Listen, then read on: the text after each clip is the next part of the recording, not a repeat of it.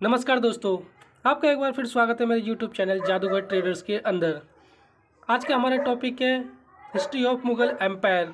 हाँ दोस्तों, आज हम मुग़ल एम्पायर के बारे में पढ़ेंगे। दोस्तों, मैं इसी तरीके से मज़ेदार वीडियो आपके लिए लाता रहूँगा, लेकिन प्लीज़ दोस्तों मेरे चैनल को लाइक सब्सक्राइब जरूर कर दिया करो। एक मोटिवेशनल मिलता है, कॉन्फिडेंस आता है आपके लिए। इसी तरीके से नई नई वीडियो में स्टार्ट करके लेके आता रहूँगा। चलो दोस्तों, स्टार्ट करते हैं हिस्ट्री ऑफ मुग़ल एम्पायर। आज हम पढ़ेंगे मुग़ल एम्पायर के बारे में कि उसमें कौन कौन से राजा हुआ थे, कौन कौन से राजा थे, कौन कौन से किस तरीके से शासन किया उन्होंने। और इस चैप्टर में हम अपने टॉपिक कवर करेंगे मुग़लों का परिचय, मुग़ल वंश के राजा, मुग़लों का इतिहास, महिलाओं की स्थिति मुग़ल साम्राज्य में, और मुग़ल साम्राज्यों के में कृषि की स्थिति कैसी थी, अकबरनामा क्या है, उनका शाही परिवार किस तरीके से था, पांडुलिपियाँ किसे कहते हैं, सूचना संचार प्रणाली मुग़ल साम्राज्य में किस प्रकार की थी, जजिया कर, ये जजिया कर क्या है, कैसे लगाया और कैसे हटाया गया, शाही नौकरशाही, इन सभी के बारे में आज हम इस वीडियो में कवर करेंगे सारे टॉपिक। चलो लेट ना करते हुए स्टार्ट करते हैं। सबसे पहले आता है हमारा मुग़ल साम्राज्यों का परिचय। हाँ दोस्तों, मुग़लों का परिचय, इसके बारे में हम पढ़ते हैं।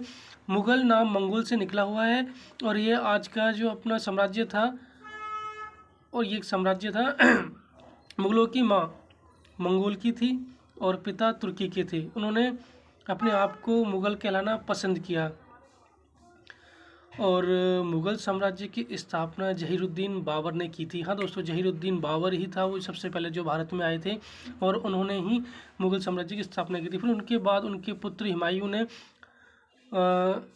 स्थापना की थी, लेकिन उसको शेर शाह सूरी से हार के जाना पड़ा। फिर दोबारा 1955 में उन्होंने मुग़ल साम्राज्य की स्थापना की और 1 वर्ष के बाद उनकी मृत्यु हो गई। हुमायूं के बाद उनके पुत्र अकबर को राजा बनाया गया। वो बहुत ही महत्वाकांक्षी थे और बहुत मेहनती थे। उन्होंने अपने साम्राज्य का काफ़ी विस्तार किया। मुग़ल साम्राज्य के अंदर अकबर ही एक ऐसा राजा था जिन्होंने अपने साम्राज्य का काफ़ी विस्तार किया और एक संपन्न राज्य की स्थापना की। अब अकबर के बाद सन 1965 में जहांगीर को राजा बनाया गया। वो दारू वारू पीने में, मदिरा पीने में ज़्यादा ही व्यस्त थे। और जहांगीर के बाद जहांगीर के पुत्र शाहजहाँ को 1668 में राजा बनाया गया, और शाहजहाँ के बाद उनके पुत्र औरंगजेब को 1658 में राजा नियुक्त हुए थे। और मुग़ल साम्राज्य के अंतिम शासक बहादुर शाह जफर थे। इनका परिचय हम डिटेल में पढ़ते हैं।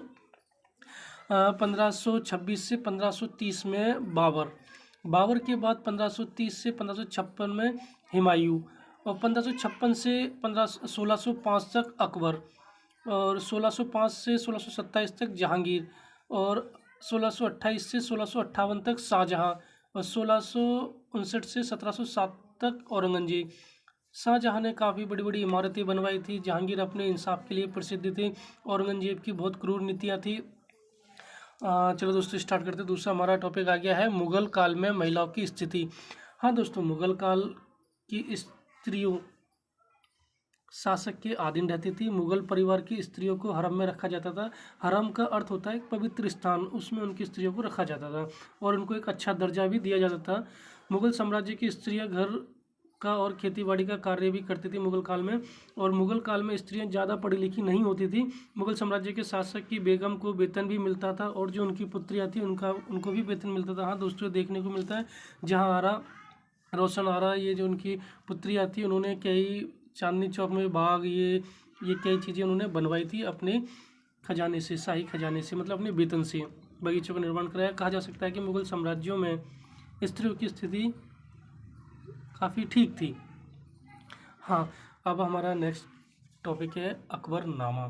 अकबरनामा दोस्तों एक किताब थी अकबरनामा एक किताब थी, और उस किताब में अकबर ने अपने साम्राज्य के बारे में लिखवाया, इसलिए अकबरनामा कहा जाता है। अकबरनामा का किताब के अंदर अकबर का जीवन वृत्तांत भी लिखा हुआ है कि मुग़ल साम्राज्य के बारे में जानकारी भी लिखी हुई है। और अकबरनामा 3 भागों में बटा हुआ था आईन अकबरी भी इसी का भाग है। ये 3 भागों में बनाया गया था, जिसमें आईन अकबरी में अकबर का जीवन परिचय मिलता है हमें।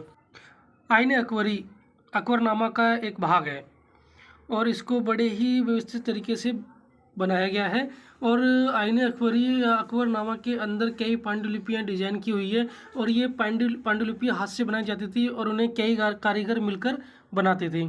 एक इसमें कलर भरता था, एक डिजाइन बनाता था, एक आउटलाइन करता था। इस प्रकार एक सुंदर पांडुलिपियाँ बनाई जाती थी इसके अंदर। अपना नेक्स्ट टॉपिक है कृषि।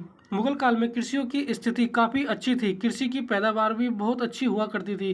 कृषि के उत्पादन में कुछ भाग राजा को दिया जाता था कर के रूप में, कर अनुपात के रूप में राजा को दिया जाता था। जितनी पैदावार हुई है उसका कुछ हिस्सा राजा को दिया जाता था। खेती के लिए सिंचाई की व्यवस्था भी थी। मुगल काल में सिंचाई के लिए नहरों का निर्माण कराया। पुरानी नहरों थी उनका मरम्मत कराई। मुगल काल में खेती पर भी विशेष ध्यान दिया जाता था और उनको काफ़ी अच्छी व्यवस्थित खेती की जाती थी। अब पढ़ते हैं हम पांडुलिपियाँ किसे कहते हैं। पांडुलिपियाँ हाथ से तैयार की जाती थी। पांडुलिपियाँ कई कलाकार मिलकर उसको तैयार करते थे। कहा जा सकता है कि उस दस्तावेज को कहते हैं जो एक व्यक्ति या अनेक व्यक्तियों द्वारा हाथ से लिखी गई हो, जैसे हस्तलिखित पत्र मुद्रित किया गया या अन्य किसी विधि से किसी दूसरे दस्तावेज से यांत्रिक वैद्युतिक रीति से नकल करके तैयार सामग्री को पांडुलिपि नहीं कहते। पांडुलिपि हाथ से लिखी हुई हस्तलिपि पांडुलिपि कहते हैं। अतीत में हाथ से लिखी गई पुस्तकों को पांडुलिपि कहा जाता है। हाँ दोस्तों, आज जो प्रिंटेड हो रही है ये पुस्तकें, इनको पांडुलिपि नहीं कहते। हाथ से लिखी गई पुस्तकों को पांडुलिपि कहा जाता था। अब अपना देखते हैं। मुगल काल में सूचना व संचार प्रणाली ठीक ठाक थी। एक स्थान से दूसरे स्थान तक पहुंचने के लिए हमें घोड़े व संदेशवाहक का प्रयोग करते थे। प्रत्येक गांव में एक संदेशवाहक होता था जो घोड़े पे सवार रहता था। संदेशवाहक अपने आगे वाले गांव से संदेशवाहक को संदेश देता था, फिर वो संदेशवाहक अपने से आगे वाले गांव को संदेशवाहक देता था। इसी प्रकार एक एक करके वो दूसरे तक अपना संदेश पहुंचाते थे और संदेश जहां जाना होता था वहां तक पहुंचाया करता था। मतलब एक एक करके ही पहुंचाया जाता था संदेश। इसने उस गांव को दिया, उस वाले ने अगले गांव को दिया, उस वाले ने अगले गांव को दिया, घोड़े के माध्यम से। मुगल काल में जजिया कर लिया जाता था। हाँ दोस्तों, मुगल काल में जो मुसलमान नहीं था, मुसलमान के अलग धर्म का था, उसको जजिया कर देना पड़ता था। और जजिया कर मुगल शासक काल में अकबर का जब काल आया था तो अकबर ने जजिया कर की समाप्ति कर दी थी। आशा करता हूँ दोस्तों आपको ये वीडियो अच्छी लगी होगी। प्लीज़ लाइक और सब्सक्राइब जरूर करें।